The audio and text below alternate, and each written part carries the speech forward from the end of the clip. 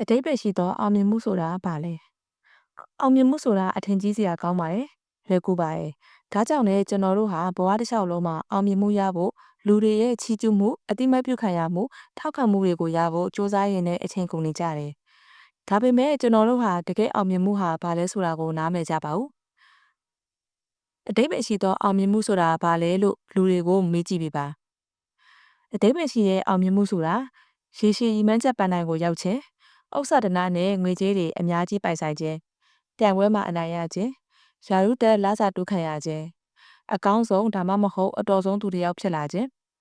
လူတွေရဲ့အားပေးချီးကျူးခံရခြင်းစတာတွေလို့ပြန်ဖြေပါလိမ့်မယ်ဒါပေမဲ့အဲ့ဒီအောင်မြင်မှုတွေဆိုတာအပြင်းပန်းရယူနိုင်မှုတွေဖြစ်ကြပါတယ်ဒီဟာတွေကိုအောင်မြင်မှုလို့ပြောသူတွေကမမှားပါဘူးဘာကြောင့်လဲဆိုတော့ဒါတွေကြောင့်ကျွန်တော်တို့ရဲ့ဘဝအခြေအနေတွေတိုးတက်မြင့်မားလာကြလို့ပါမိတ်ဆွေပြိုင်ပွဲတစ်ခုမှာစုရလို့စုယူနေတဲ့ဓာတ်ပုံသတင်းစာမှာပါလာရင်ဝမ်းသာမှာသိကြပါတယ်။အဲ့ဒါအောင်မြင်မှုလို့ခေါ်နိုင်ပါတယ်။ဒါပေမဲ့အဲ့ဒါအတိတ်ပဲရှိသောအောင်မြင်မှုဟုတ်ရဲ့လား။အတိတ်ပဲရှိတဲ့အောင်မြင်မှုဆိုတာပျော်ရွှင်မှုနဲ့စိတ်ချမ်းသာမှုကိုပေးနိုင်ဖို့လိုပါတယ်။ပျော်ရွှင်မှုနဲ့စိတ်ချမ်းသာမှုကိုပေးနိုင်တော့အတိတ်ပဲရှိတဲ့အောင်မြင်မှုဆိုတာကျွန်တော်တို့ရဲ့အတွင်းစိတ်ကလာတာဖြစ်ပါတယ်။အတိတ်ပဲရှိတဲ့အောင်မြင်မှုကိုရယူနိုင်ခြင်းရှိရဲ့လားဆိုတာကိုသိစေဖို့မိမိကိုယ်ကိုအခုလိုမျိုးလေးတွေမေးကြည့်တင်ပါတယ်။ငါကိုငါနဲ့တခြားသူတွေအပေါ်ကျင်နာတနာတဲ့စိတ်ရှိရဲ့လားငါဟာစိန်ခေါ်မှုတစ်ရက်ကိုအလွန်အကျူးတုံ့ပြန်မိလိုက်သလားတစုံတစ်ယောက်ကဝေဖန်လာရင်ငါစိတ်ဟာတည်ငြိမ်အေးဆေးနေရဲ့လားငါပျော်နေရဲ့လား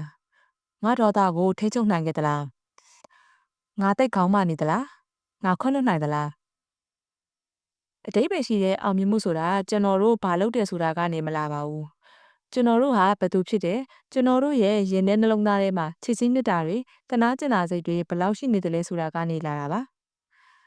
မိတ်ဆွေအခုအတိတ်ပဲရှိတဲ့အောင်မြင်မှုဆိုတာကိုသိသွားပြီမို့လို့အပြင်းပန်းအောင်မြင်မှုတွေတက်တက်နဲ့အချင်းကုန်တာမဖြစ်စေပဲအတိတ်ပဲရှိတဲ့အောင်မြင်မှုတွေရဖို့ကိုအလေးထားကြည့်ဆိုင်ပါဒါဆိုရင်မိတ်ဆွေရဲ့ဘဝဟာအတိတ်ပဲရှိသောဘဝဖြစ်လာမှာပါအားလုံးပဲအခုလိုမျိုးစိတ်ခွန်အားဖြစ်စရာစာစုလေးတွေကိုဆက်ပြီးနားထောင်ကြသေးရဆိုရင်တော့ထမ်းသက် page ပိုင်း Triple K ကို like follow လုပ်ထားပေးခဲ့ကြပါဦးနော်ကိုပြပြခြင်းနဲ့မိတ်ဆွေအပေါင်းအသင်းတွေကိုလည်း share လုပ်ပေးခြင်းဖြင့်ကူညီနိုင်ပါတယ်အားလုံးကိုကျေးဇူးတင်ပါတယ်ရှင်